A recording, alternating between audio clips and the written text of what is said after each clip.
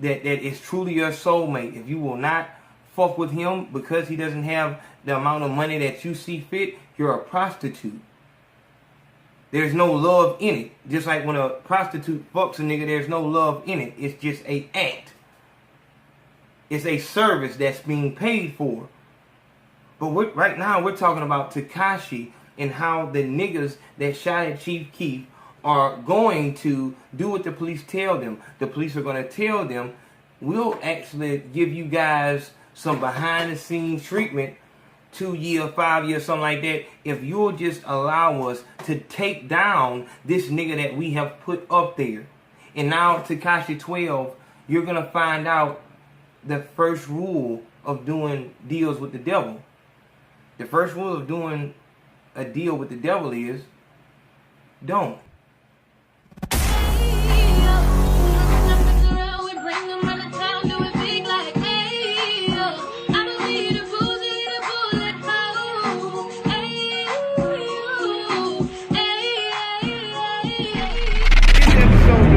Podcast is brought to you by my olive leaf. Olive leaf extract is good for naturally lowering your blood pressure, regulating your diabetic blood sugar, lupus, fibroid, STDs, and a whole bunch of other shit that you're gonna need in the bedroom, big home. Now to get your bottle, you go to myoliveleaf.biz or call 612-567-3263. Get your shit together, big home. Welcome back to the Big Facts Podcast. I am AYO Canseco, fearless leader of AYO Nation. And this is, Are You Fucking Serious? As in, 6ix9ine, please tell me that there is no recording of you telling them niggas. Of course it's not. What happened is, the police have caught the shooters. I told y'all that I think the fucking police did it, but they have evidence and it wasn't the fucking police, whatever like that. It was some Brooklyn niggas, 6ix9ine homeboys. But they weren't really his homeboys. You know what I'm saying? I told y'all that 6ix9ine is nothing more than a fall guy. And 6ix9ine, what you better be hoping is the deal that you made with the devil has not reached its end. Because Diamonds Live said they might hit you with the Rico and shit like that. That's wrong. They can't hit you with the Rico, but they can hit you with the Rico. You know what I'm saying? Diamonds Live also said you get hit with the Bobby Shmurda shit. He also said that this is worse than the Bobby Shmurda shit, which is fucking not. How the fuck is this worse than the Bobby? Like them niggas had fucking murders, drug charges, all kind of shit. How the fuck is this worse? Look, I know you're enjoying your video, but give me 1 second. When you go to the PayPal to donate, all my AYO Nation members, do not go to paying for item and services. It holds the money and it's charging you. If you have done that, if you've donated and you've hit paying for item and services, you need to go back and release those funds. I have not gotten them. Even if you're buying a shirt, do not hit paying for an item and service. It's charging you. Go to send money to a friend. It's 2 options.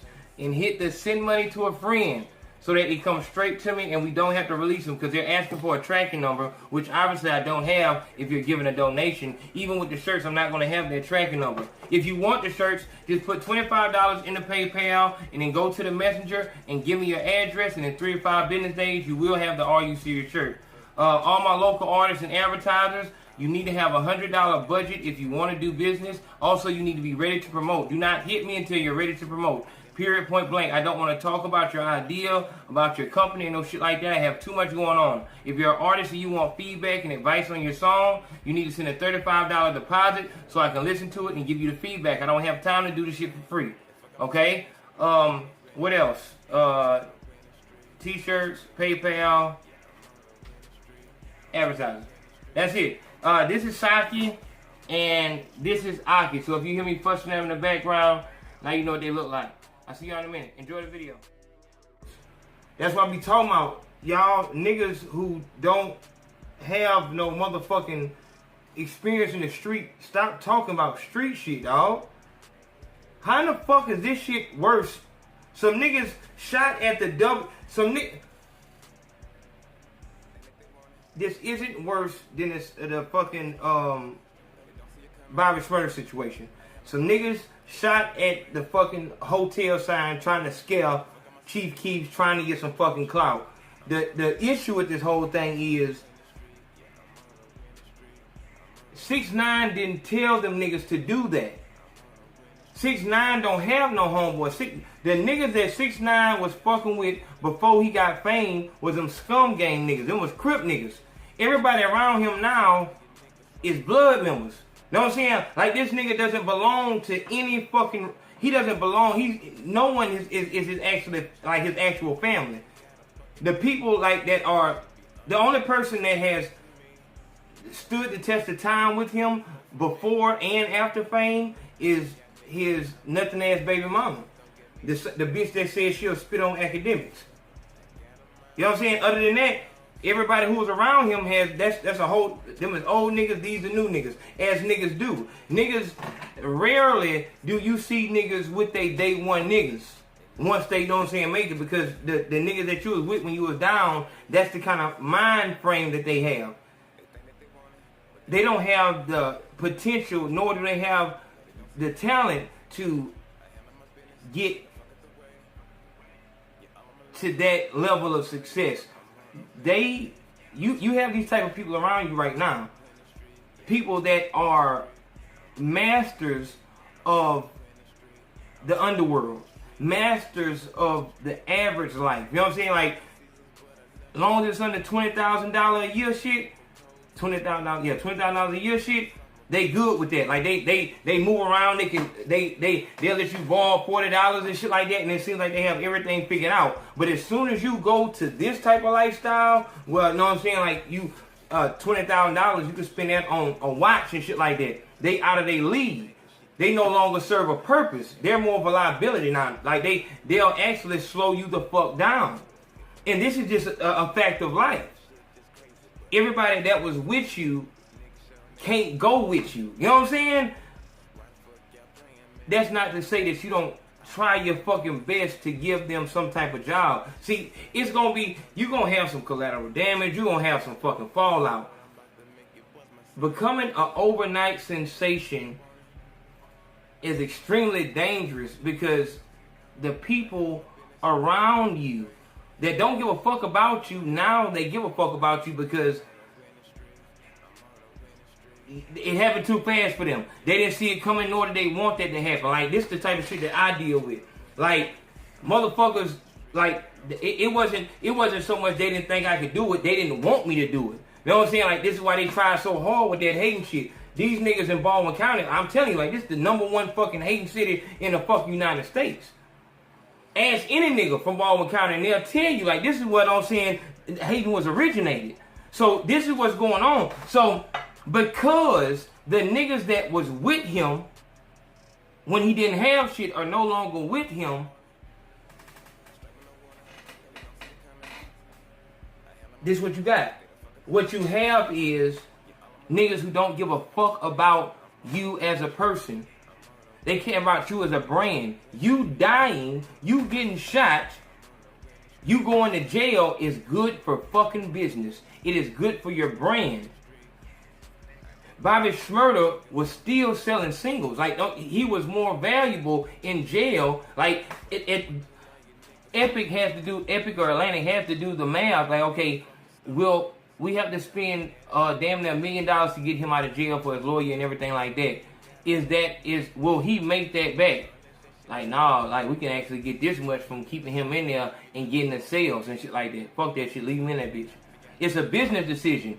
When you cross that threshold of these my niggas and these are my business partners, these are my niggas who actually know my real name and shit like that, and these are my fucking business partners. Road manager, engineer, fucking producer, you know what I'm saying?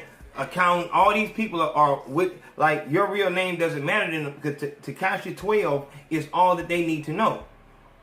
Like, this is who I do beats for, this is who I manage. They can use your name as a marketing ploy. They can actually get business by saying I'm the one who does TEKASHI12's this. I'm the one who does TEKASHI12's this. You know what I'm saying? Whatever the fuck it is. They don't give a fuck about you as a person. And this brings me to what the point is. TEKASHI69, I'm so sorry, I fucked his name up. TEKASHI12 did not, and for that matter, TEKASHI12 didn't order police escorts everywhere he goes. This was all done by either SHOTTI or some other, and it probably wasn't SHOTTI. It's some motherfucker in there, you know what I'm saying, that has ties with all that police shit, all that underworld shit. Like, so when that, the reason why I think it might be SHOTTI is because he's the one who screamed this the new death row, knowing goddamn well that death row was infested with motherfucking informants and shit. Big Face Podcast.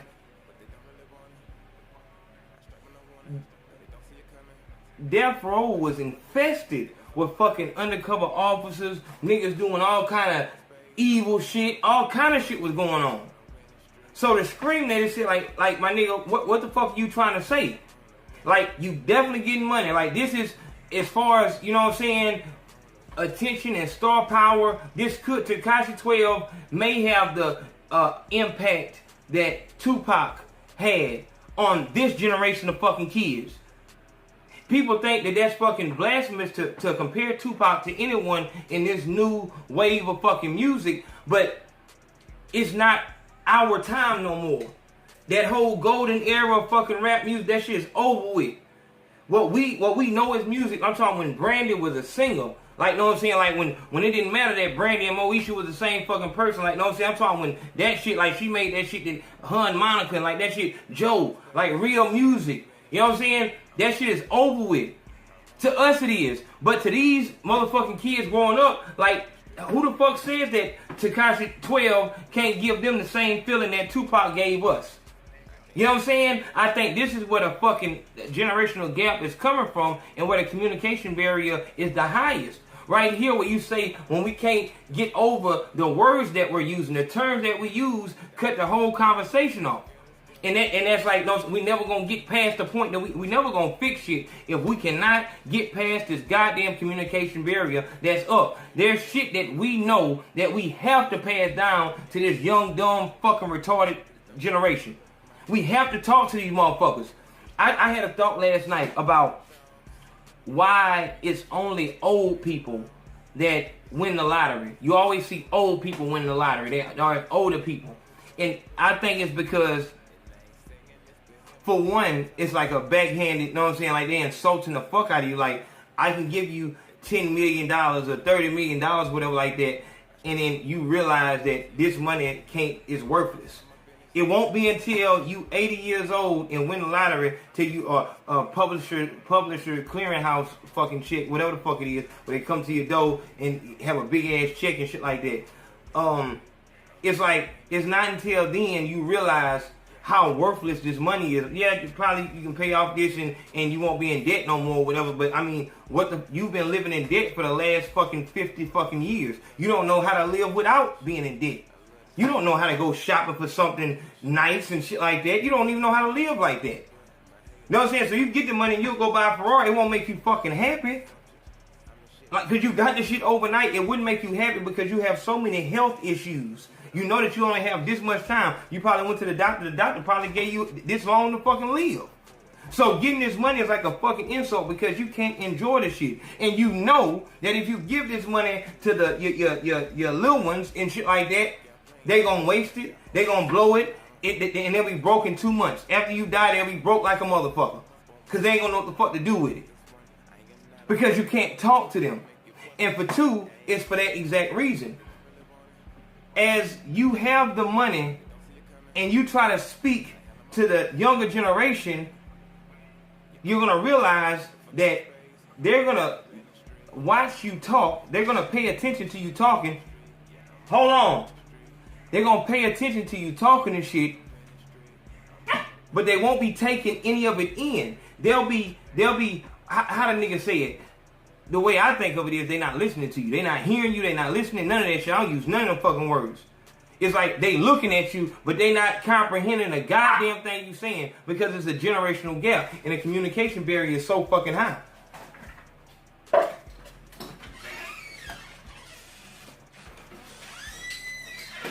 Y'all better not make no noise neither.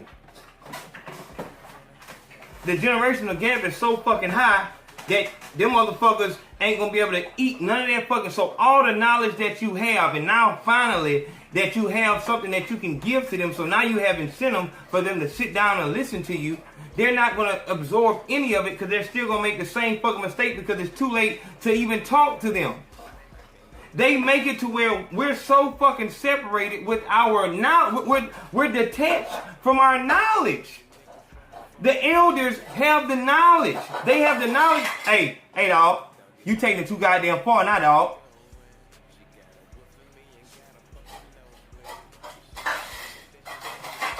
Hey. If I'm telling you now. Hey, put that shit down, dog. Put it down.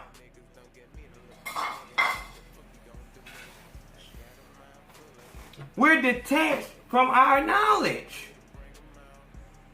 They're not like, these motherfuckers have been here for, they've been on this planet. There's nothing new under the sun. They've been on the planet for 80 damn years. Like, they've seen everything. Just because they don't know as much about technology, they know about life.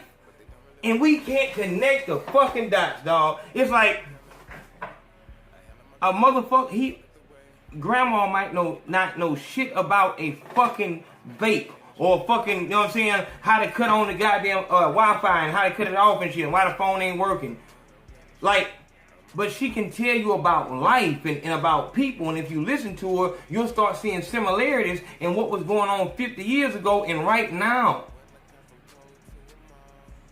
But they don't want you to fucking know that shit. They want you to be separated. They want us to be so advanced in technology that you just leave the elders behind and you think that they're worthless. But that shit that they have in their mind, the shit that they've been through, if you talk to these motherfuckers, the main thing they can tell you is about their health. Like what age they were when they started seeing health issues. Like when this went out, when that went out, what they were eating, if they smoked or not, you know what I'm saying, what drugs they was on. Like this shit can help you, like, so that you don't go down the same fucking path. But because we on the go and we always, like, you not being able to hear what's really going on, you lame for niggas and hoes.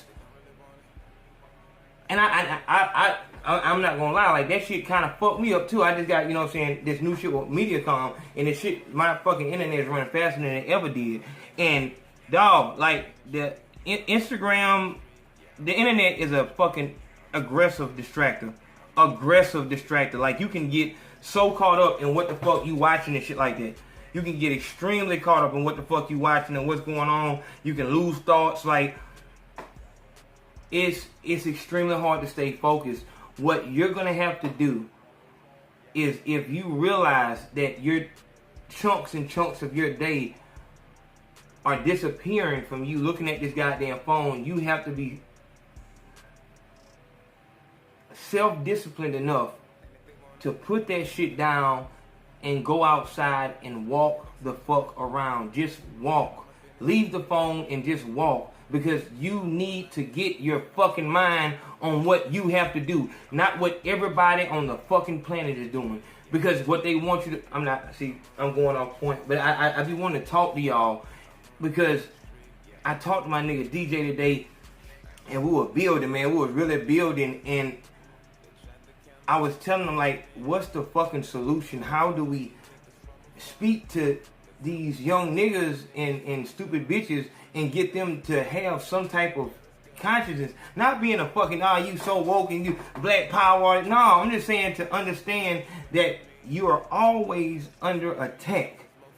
He believes that there's no such thing as white supremacy, only black inferiority. And that's what the fuck they promote. This is why you see niggas with 2 rings on one finger, on each finger, 2 watches on each arm, and they got on everything they own, i.e. Rich the Kid. They have everything that they own, they have it on their body at all times, just so you look at them how they want to be seen, but still they feel like they ain't shit.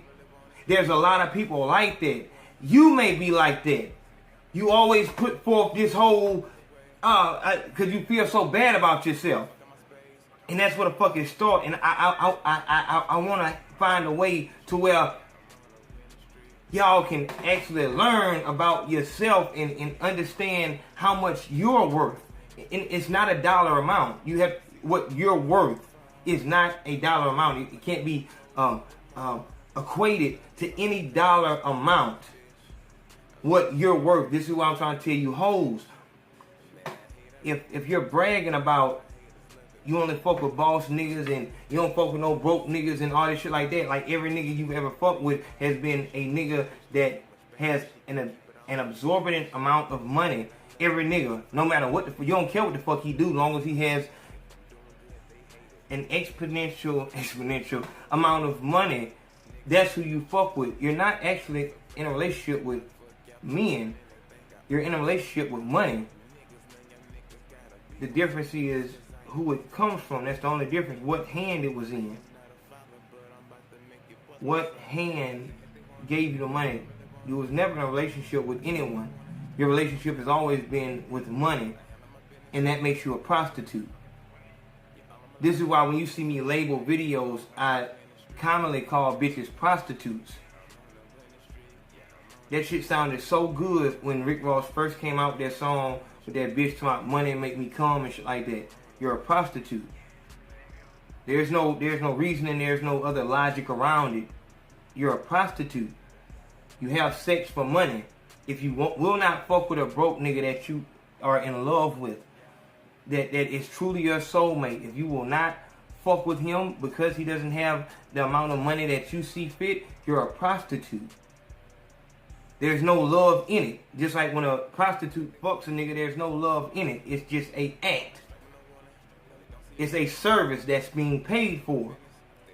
But right now we're talking about Tekashi and how the niggas that shot at Chief Keef are going to do what the police tell them. The police are going to tell them, we'll actually give you guys some behind the scenes treatment, 2 years, 5 years, something like that, if you'll just allow us to take down this nigga that we have put up there. And now Tekashi12, you're going to find out the first rule of doing deals with the devil. The first rule of doing a deal with the devil is, don't. Now they come and take everything. How fast you rose. Watch how fast they take you down. Because them niggas that went and shot at Chief Keef, that's not something that you ordered. And being that it's not something that you started, you can't end it. A lot of times in the street, we start shit and we still can't finish it. We can't end the shit. You know what I'm saying? Like, we started selling dope, but we can't end it. Like, cause now we got a whole trafficking case and now our life is in the hand of a lawyer and a judge. Cause we're not gonna see the goddamn jury, cause we're gonna cop out. We're not gonna take that shit to trial. Cause they gonna scare us with 30 years, 50 years and shit like that. Tekashi, I've been trying to talk to you for a long time, dog. And it's not gonna be until you fall the fuck off and my shit keep rising till you'll really be able to hear what the fuck I'm saying. Same shit for my fucking brother.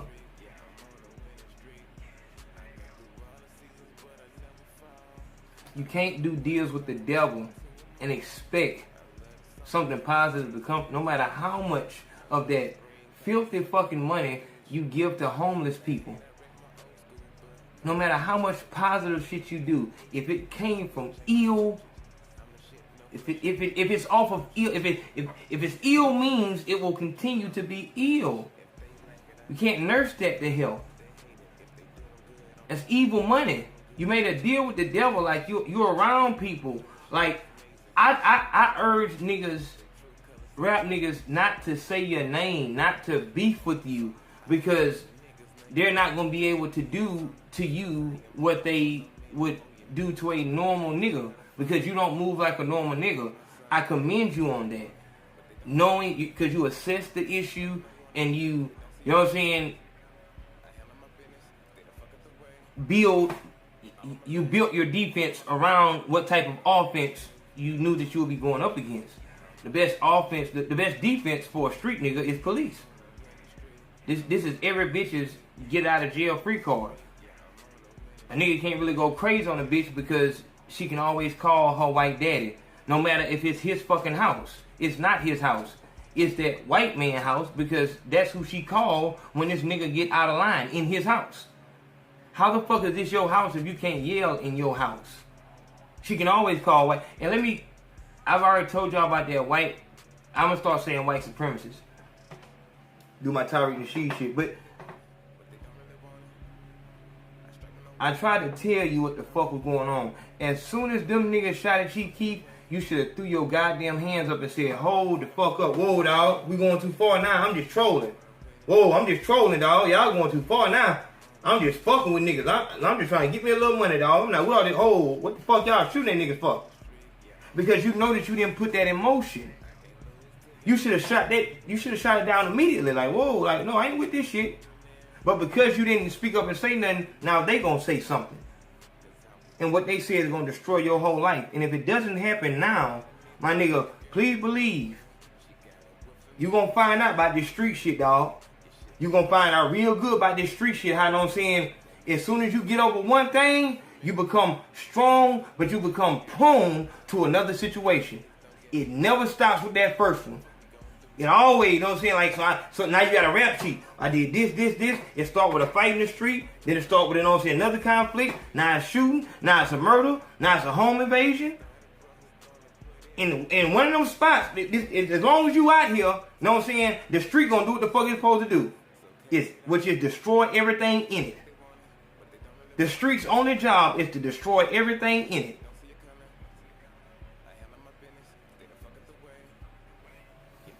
Big Facts Podcast. I am AYO Conseco. Tekashi, you need to holler at me, dog. You need to holler at me. See you in a minute. Love.